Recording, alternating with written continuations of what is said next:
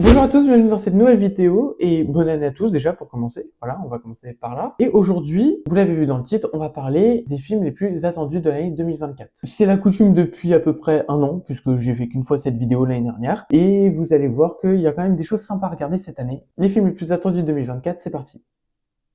Avant de commencer cette vidéo, évidemment, n'hésitez pas à vous abonner. On est bientôt 200. Et si vous voyez que j'oublie des films qui vous intéresseraient pour cette année, n'hésitez pas à le mettre en commentaire. Alors, par où on commence? Parce qu'en 2023, il y en avait énormément des films, il y en avait une quarantaine. Là, il y en a un petit peu moins, on est autour de 30. Et pareil, il y a des films que vous avez peut-être vus dans la vidéo des plus attendus de 2023. Mais bon, vous avez vu, il y a eu des décalages, des retards et une petite grève des scénaristes qui a foutu le bordel. Donc c'est parti, et on va commencer par les films qui vont arriver le plus vite. Ceux qui sortiront en janvier. Et le tout premier, c'est un que j'attends très particulièrement cette année, puisqu'il a fait beaucoup parler de lui au Mostra de Venise, qui est Pauvre créature, ou The Poor Things en anglais. Ça sort le 17 janvier, c'est le retour de Emma Stone à l'écran depuis Cruella, donc ça fait 2-3 ans qu'on l'avait pas vu dans un film. Il y a également Mark Ruffalo, Willem Dafoe, et c'est le genre de film qui peut jouer les grosses récompenses cette année ou voire l'année prochaine. Ensuite, on reste en janvier, on a également un autre retour, c'est celui de Zac Efron, qui n'avait pas fait grand chose de fou depuis The British Showman en 2017. Là, il est de retour avec un film qui s'appelle Iron Claw. Il est de retour avec un biopic sur les frères Von Erich qui ont marqué le catch professionnel dans les années 80. Donc Iron Claw, c'est le 24 janvier et une semaine plus tard, oui, on va pas mal enchaîner en janvier, nous avons le film Argyle, je sais pas comment ça se dit. Bref, c'est avec Dua Lipa, la chanteuse, oui, que vous avez vu notamment au cinéma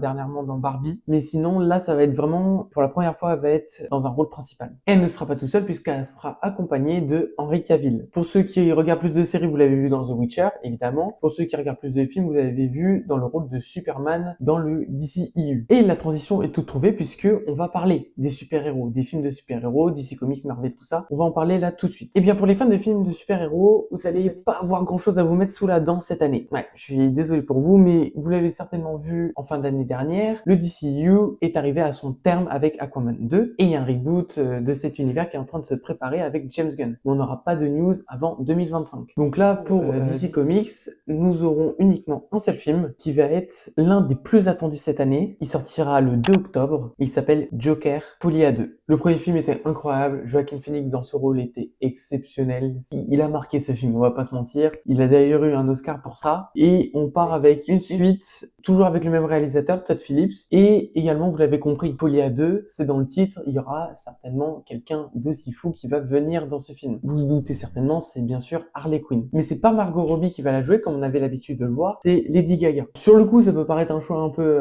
osé, mais pas totalement incohérent étant donné que ce film va être une espèce de comédie musicale. Donc une chanteuse, ça paraît plutôt logique comme choix, surtout que Lady Gaga, elle a fait quand même pas mal de films. Du coup, elle connaît bien l'industrie. Donc voilà, très curieux de voir ce film qui risque d'être un peu chelou, tout ça, dans le mood du Joker principalement. Et la comparaison sera un peu inévitable entre Margot Robbie et Lady Gaga. Donc voilà pour les fans de DC. Alors pour les fans de Marvel, il y aura également pas grand chose à se mettre sous la dent parce que pour Marvel à proprement parler, il y aura également qu'un seul film cette année. Il sera le 24 juillet et c'est bien sûr Deadpool 3. Le retour de cet univers autour des X-Men. Je pense que je vous apprends pas grand chose. Il y a eu tellement de fuites autour de ce film, c'est indécent. Des photos de Ryan Reynolds. Il y a eu également vous le savez certainement que Wolverine va être au casting, Hugh Jackman qui reprend ce rôle. Est-ce que ça va être pour la dernière fois ou pas? Je sais pas. En tout cas, pour ceux qui suivent le MCU, c'est une échéance très importante dans celui-ci. Oui, bon, officiellement, c'est pas encore dans le MCU, mais bon, pas nous. On le sait. Il y a un lien qui s'est créé derrière moi avec Miss Marvel, voilà. Et je l'ai fait un peu à part parce que j'ai dit qu'il y avait qu'un programme Marvel à proprement parler. Oui, mais il y a quand même pas mal de choses autour de Marvel qui vont sortir cette année, mais ce sera sous la production de Sonic Pictures, tu vois, donc c'est pas exactement la même chose. Là, par contre, les deux univers ne sont pas totalement liés, donc on peut pas dire que c'est dans le MCU, tout ça. C'est des univers parallèles,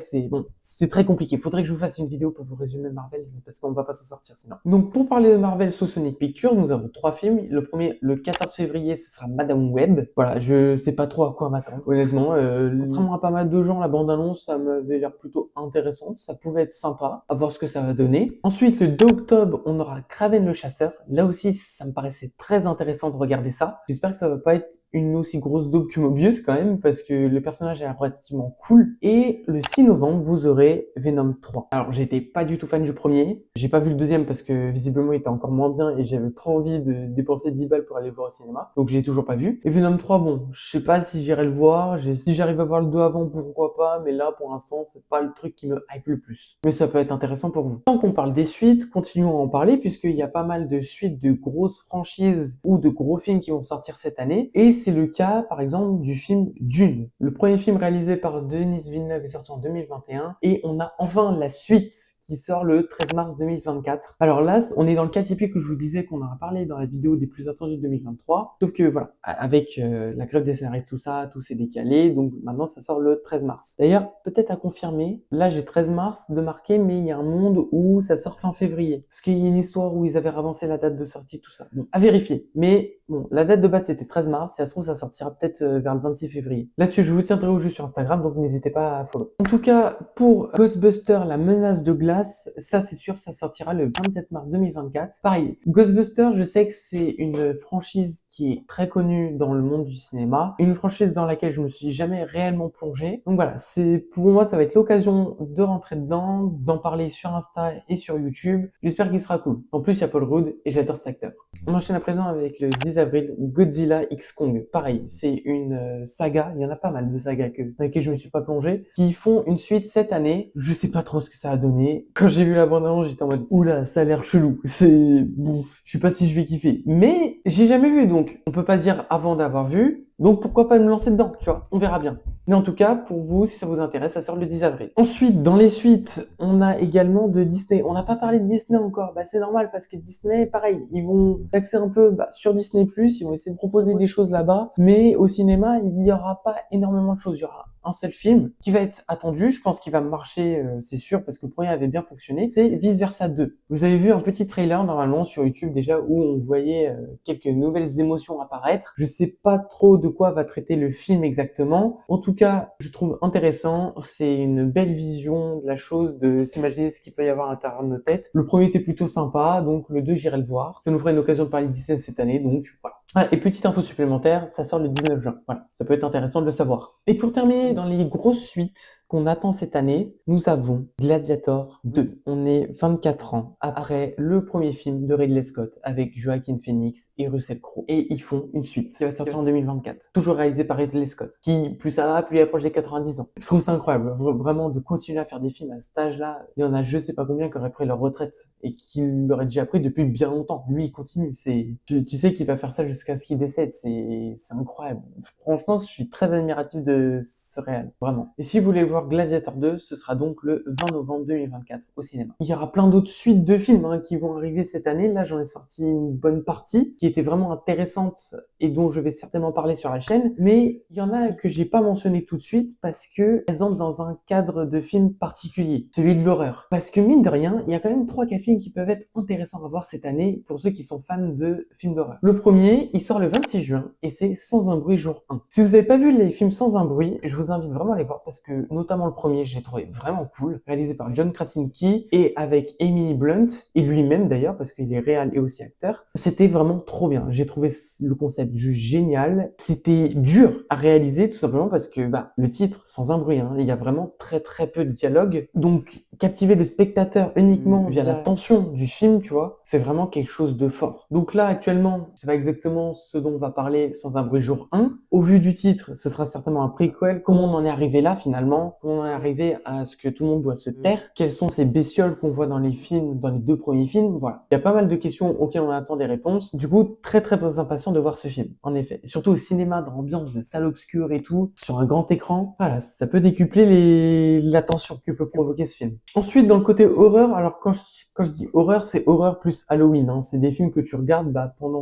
dans le le mois d'octobre complètement. On a Alien Romulus. Alors ça sort pas au mois d'octobre, ça sort le 14 août. Voilà, la saga Alien, c'est une saga iconique de l'horreur. Donc un nouvel opus, Romulus. Je sais pas ce que ça a réellement donné. On verra. Je pense à un moment, je vais tous me les mater avant justement d'aller voir ce film parce que c'est toujours bien d'avoir un peu ce qui se passe avant. Il me semble qu'il y a des mix aussi avec Predator, tout ça. Faudra que je regarde tout ça pour bien vous en parler correctement. Mais ça peut être un film vachement intéressant à aller voir. Ensuite, toujours dans cet univers Halloween, alors pareil, ça sort pas Halloween, ça sort le 4 septembre, c'est Beetlejuice 2. Beetlejuice, si beaucoup d'entre vous connaissent pas, c'est normal, parce que le premier, il est sorti en 1988, c'était réalisé par Tim Burton, et ça continue à être réalisé par Tim Burton, le 2 aussi, mais voilà, c'était il y a plus de 45 ans maintenant, donc c'est normal qu'il y a pas mal d'entre vous qui connaissent pas. Mais quand même, on retrouve deux acteurs qui étaient là dans le film original, Michael Keaton et Winona Ryder, qui seront là également dans Beetlejuice 2, accompagnée par, si je peux l'appeler comme ça, la nouvelle coqueluche d'Hollywood, un peu maintenant parce qu'elle est demandée sur beaucoup de projets, Jenna Ortega. Après l'avoir vue dans Mercredi, après avoir déjà travaillé avec Tim Burton, plutôt un choix logique pour attirer surtout du monde au cinéma. Et pour terminer cette partie horreur de la vidéo, là on a un film, il sera vraiment bien pour Halloween. En plus il sort pile au bon moment, ça sera le 16 octobre et c'est Smile 2. J'ai pas vu encore le premier au moment où il est sorti, je le regarderai avant d'aller voir celui-ci, mais j'en ai entendu du bien, dans le sens où voilà, ça faisait vraiment peur, enfin pas une peur genre comme Saw où c'est dark, tu vois, genre c'est une peur dans le sens, t'es pas à l'aise, c'est malaisant un peu comme mood, et c'est le type de film d'horreur que j'apprécie le plus. Donc peut-être que celui-là j'irai le voir au cinéma. Ouais. Bon, on en est où? On a parlé des films qui sortent rapidement, on a parlé de Marvel, enfin des super-héros en général, on a parlé des suites, on a parlé des films d'horreur, on peut parler des films français. Alors pour le moment, j'en ai pas beaucoup qui m'intéressent. Je vais attendre de voir le Festival de Cannes et des événements comme ça qui vont peut-être m'inciter à aller voir d'autres films français. Mais là, tout de suite, il y en a deux qui m'intéressent. Le 16 octobre, on a le film de Gilles Lelouch qui s'appelle L'amour ouf. J'y vais principalement parce que c'est réalisé par Gilles Lelouch et que j'adore cet acteur. Donc le voir derrière la cam, ça peut être vachement intéressant. Et surtout, le plus attendu, il sort vraiment en toute fin d'année. C'est le 27 décembre et c'est Le Comte de Monte Cristo avec Pierre Ninet. C'est le film français que j'attends le plus cette année. Il est tiré du très connu roman d'Alexandre Dumas. Alors c'est pas le même univers, mais il fait partie un peu avec les Trois Mousquetaires de ces films qui peuvent prouver que voilà, le cinéma français c'est pas uniquement des comédies. On peut faire également des films, qu'on peut appeler ça des blockbusters. Je pense pas, mais au moins faire des films à gros budget qui sont pas de la comédie quoi. Pierre Ninet plus le genre de film que je trouve cool à regarder. Donc mixer tout ça. J'ai très hâte de voir, donc j'ai hâte d'être en décembre pour voir ce film. Alors, avant de parler des films que là, personnellement, j'attends avec une grosse hype, on va d'abord parler de quelques films qui pourraient être très intéressants à regarder. On n'a pas encore parlé de comédie musicale, vite fait avec Joker, mais il y a une autre comédie musicale qui sort fin novembre, qui sort exactement le 27 novembre pour être précis, qui s'appelle Wicked Part 1. Donc si c'est Part 1, vous doutez qu'il y aura bien sûr une Part 2. Donc ça va être une comédie musicale centrée sur le personnage de la sorcière de l'Ouest du Magicien d'Oz. Donc c'est pas idiot de voir le Magicien d'Oz avant. Est-ce que je vais aller voir ce film notamment parce qu'il y a Ariana Grande qui joue dedans? Totalement, oui. Totalement.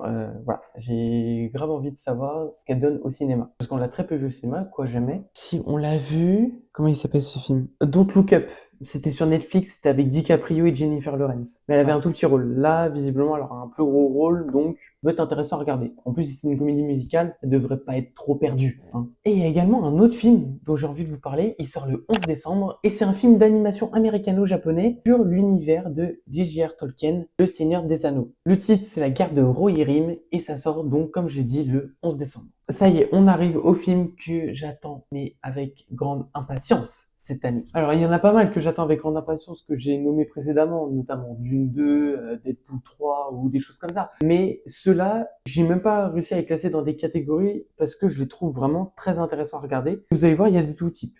Le premier d'entre eux, c'est Civil War. C'est un film américain qui, comme son nom l'indique, parle d'une guerre civile. Et au vu de la bande-annonce, tu vois, au début, je me disais, ouais, c'est pas le genre de film qui va me faire kiffer, tout ça. Et quand j'ai vu la bande-annonce, j'ai fait, c'est pas mal. ça mérite peut-être que j'aille le voir, ça, tu vois. Du coup, ça m'a hype, ça m'a vraiment hype. Ça a l'air d'être un film un peu dur, pas de guerre, mais pas loin quand même. Enfin, on parle de guerre civile, donc si, c'est un film de guerre. Mais ouais, ça me hype. J'ai grave envie de le voir. Et si vous avez envie, vous aussi, de le voir, ça sera le 24 avril au cinéma. Ensuite, on passe d'un registre très sérieux à un registre un peu décalé avec ce film qui s'appelle If. Pas le mot si en anglais, mais l'abréviation de Imaginary Friends.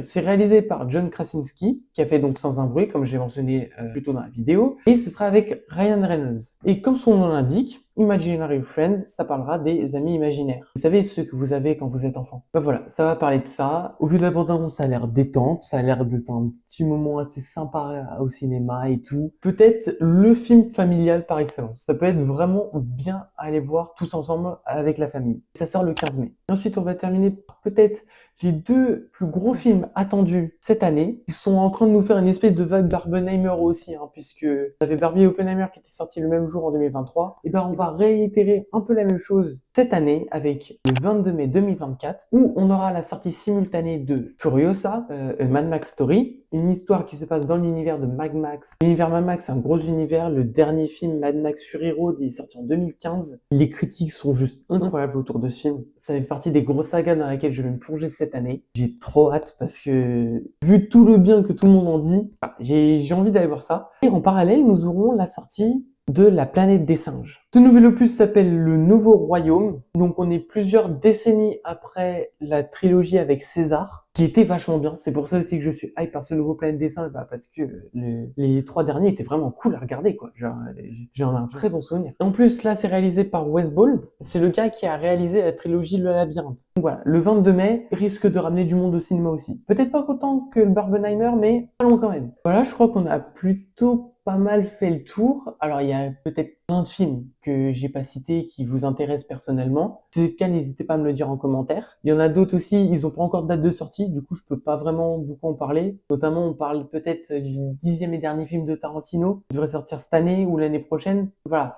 C'est pas très précis, donc je peux pas vraiment en parler. Je sais qu'il devrait y avoir aussi Nosferatu, Challengers, Maxine. C'est des films que je suis très curieux de voir, mais pareil, pas beaucoup d'infos pour l'instant. Vous verrez ça au fur et à mesure de l'année. Donc pour ne pas louper ce genre d'informations, n'hésitez pas à vous abonner à la chaîne.